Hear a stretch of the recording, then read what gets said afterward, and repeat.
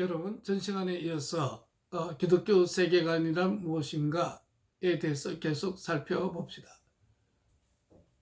네 번째, 변화된 지식을 말하는 것입니다. 골로새서 3장 10절 읽어볼까요? 새 사람을 입었으니 이는 자기를 창조하신 자의 형상을 조차 지식에까지 새롭게 하심을 받는 자니라. 네. 여기서 오직 내 마음의 변화를 받아서 새 사람이 됐잖아요. 그럼 이제는 자기를 창조하신 자의 형상을 쫓아 지식이 새롭게 하심을 받는 자니라. 뭐예요? 변화된 지식을 가리키는 거예요. 변화된 지식. 그러니까 기독교 영성은 흔히 감정의 세계로 생각하는데 그렇지 않아요. 오히려 지성의 세계고 지성에 기초되어진 영성 생활이어야 한다는 거예요.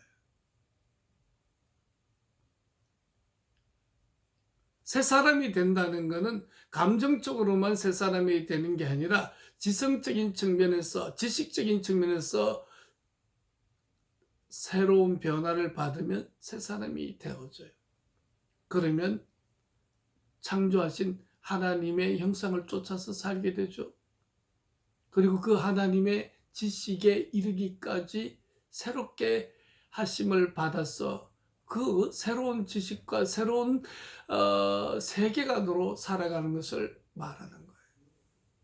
다시 로마서 12장 2절을 읽어볼까요? 너희는 이 세대를 본받지 말고 오직 마음을 새롭게 함으로 변화를 받아 하나님의 선하시고 기뻐하시고 온전하신 뜻이 무엇인지 분별하도록 하라. 네, 이 말씀에서 보듯이 기독교 세계관, 변화된 지성을 말하는 거예요.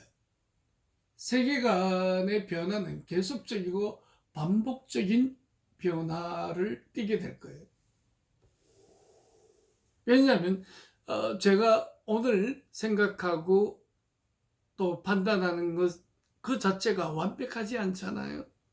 그러니까 새로운 지식과 새로운 사고와 통합되어져 있는 그 어떤 사고하는 능력을 통해서 변화된 지성을 가질 수가 있는 거죠.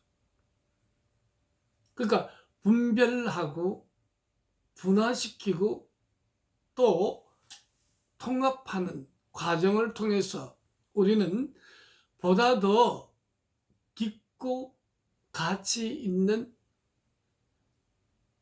변화된 지성의 세계를 가질 수 있는 거예요. 자, 회개라는 말은 메타노이아, 이것은 생각을 바꾸다 그런 의미죠.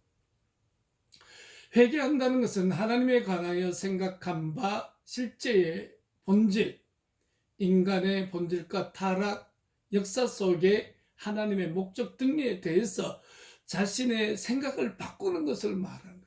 그러니까 메타노이아는 돌이키다는 뜻이잖아요.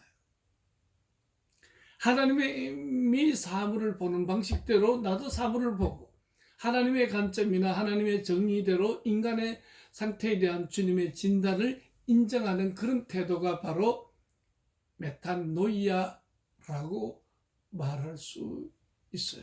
이거는 밀러가 이와 같은 얘기를 했습니다. 자, 이제 다섯 번째 기독교 세계관은 무엇이냐? 삶의 지혜라고 말하고 싶습니다. 지혜가 뭐냐? 샤칼, 선악을 안다, 신중하다, 그런 의미가 있고요. 우리는 호쿠마라는 말을 많이 들어봤죠. 그는 매우 정교하고 공교한 지혜, 재치를 말하는 거예요. 지식이 아니라. 그리고 레브소미아, 이것은 들을 수 있는 마음이에요. 그래서 왕상 3장 9절을 한번 읽어볼까요? 솔로몬이 어떤 지혜를 가졌나요? 누가 주의 이 많은 백성을 재판할 수 있사오리이까 듣는 마음을 종에게 주사 주의 백성을 재판하여 선악을 분별하게 하옵소서. 네, 솔로몬은 듣는 마음을 종에게 주사 선악을 분별하게 해주세요. 레브소미야.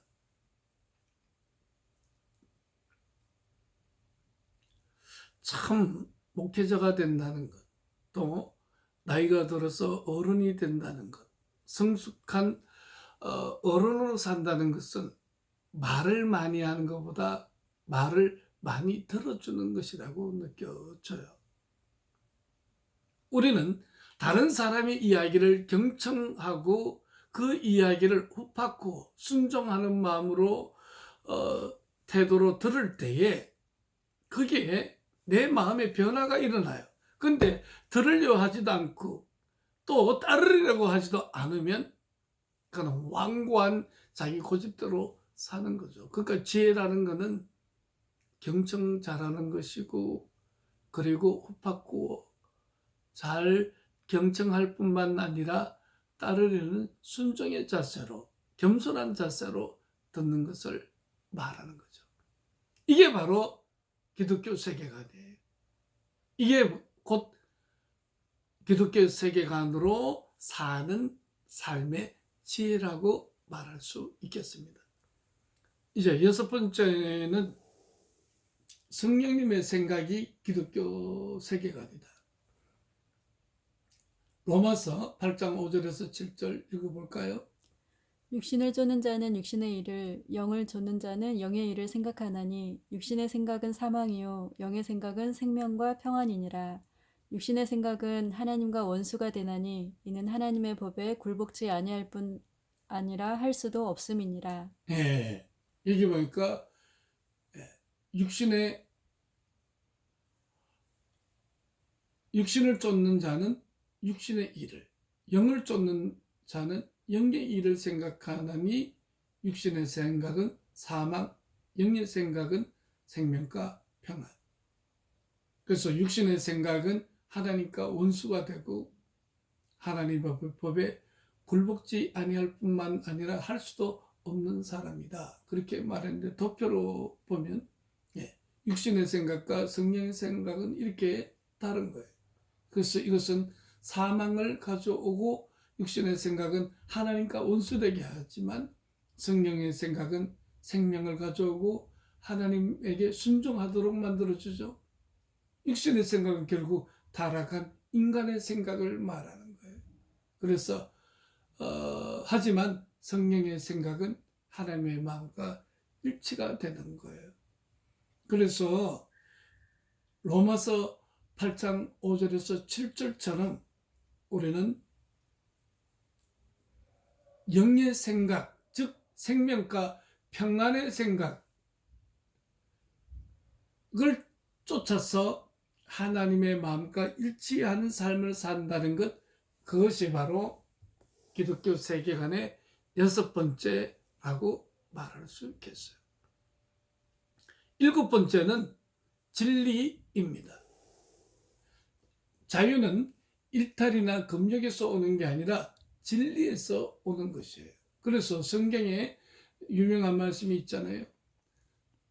진리를 알지니 진리가 너희를 자유케 하리라. 진리가 너희를 자유케 한다. 여기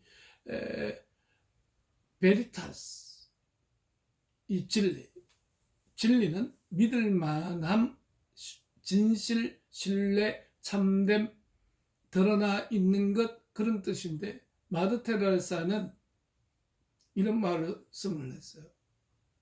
영성생활 별거 아니다. 마음에 그리끼는 것은 삼가하고 하루에 1시간만 기도하세요. 그러면 완벽한 영성생활을 할 거예요. 참 이게 쉬운 게 아니죠. 마음에 끓인 것은 삼가하고 하루에 1시간만 기도하세요. 마더 테레사의 말이에요. 그러니까 우리는 결국 기독교 세계관으로 산다는 것은 금욕하고 또 일탈하는 게 아니라 진리가 우리를 자유케 한다. 즉 참된 믿을 만한 진실을 쫓아가는 것, 그게 중요하다. 그래서 마음에 꺼리끼는 것은 삼가해버리고 1시간만 하니까 교제한다면 진리를 쫓아서 살 수 있고, 진리를 쫓아서 살 때에 우리의 심령이 자유케 된다고 말하고 있어요. 주님은 이렇게 말씀하셔요. 내가 곧 길이요 진리요 생명이니. 또 아버지의 말씀은 진리이니이다. 즉 진리는 누굽니까? 예수님이죠. 예수님을 통해 보이신 모든 하나님의 말씀을 쫓아서 가는 것, 그것이 뭐라고요? 기독교 세계관의 7번째 정의, 진리를 쫓아서 사는 것이다. 그렇게 말할 수 있겠습니다. 이제 오늘 기독교 세계관 강의를 마치면서, 물론 조금 있다가 금요일날 오후 3시에 우리는 다시 줌 화상 강의를 통해서 대화로 공부를 다시 할 겁니다만은 이와 같은 기독교적 세계관을 바로 가질 때에 우리는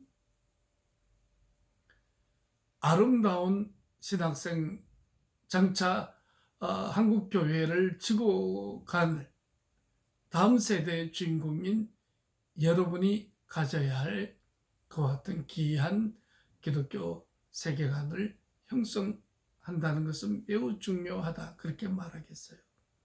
감사합니다. 좋은 주말 되세요. 샬롬.